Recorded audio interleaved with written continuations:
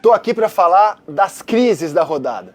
Quem é que deixa a quarta rodada do Campeonato Brasileiro em crise? Palavra tão gasta no jornalismo esportivo. Bom, se você pensou Flamengo, eu vou deixar o Flamengo de lado, fora dessa história. O Flamengo vive um choque de realidade. Depois do encantamento do estadual, em que não levava gol de ninguém, começa a Libertadores e Brasileiro e o Flamengo é vazado. Por Atlético Goianiense, por São Paulo, por Botafogo, pelos times da Libertadores. Mas acho muito cedo para fazer uma projeção negativa do Flamengo. Prefiro falar em choque de realidade e ainda vejo muito mais motivos para apontar o Flamengo como candidato a títulos do que ver o Flamengo em crise nesse momento.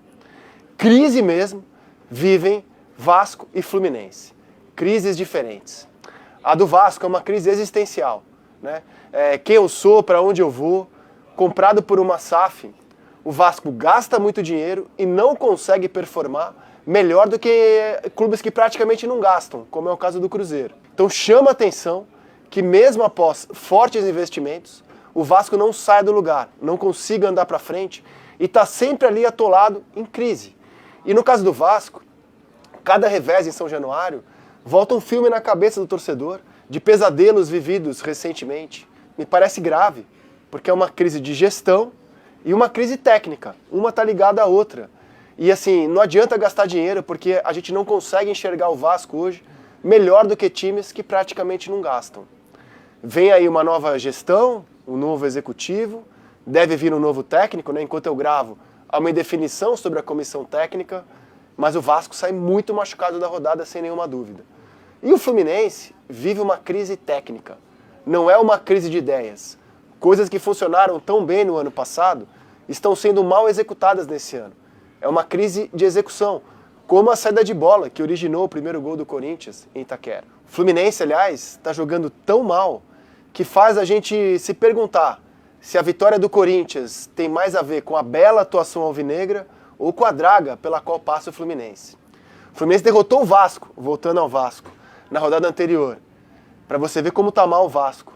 E não conseguiu engatar atuações razoáveis depois disso. Razoáveis. Chama atenção, vendo a atuação corintiana em Itaquera, que é o melhor jogo do ano do Corinthians, a primeira vitória em 2024 contra um time da Série A, a fragilidade do Fluminense. É impossível falar da partida apontando só os méritos do Corinthians.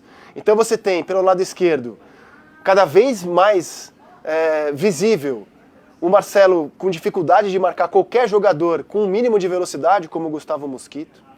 Na ausência do André machucado e com a venda do Nino, o Fluminense não consegue sair jogando, então o Cano está voltando para sair jogando e ele faz isso muito mal. Entregou uma bola no pé do Corinthians, que originou um dos gols. Na frente, o time está estático, com pouca mobilidade. É uma crise técnica, não de ideias. Então, assim, para falar em crise na rodada mesmo, você tem a situação do Vasco, assustadora, e você tem a situação técnica do Fluminense, e dá para dizer que há de onde tirar, porque esse treinador e esse elenco já conseguiram fazer algo muito bom no ano passado.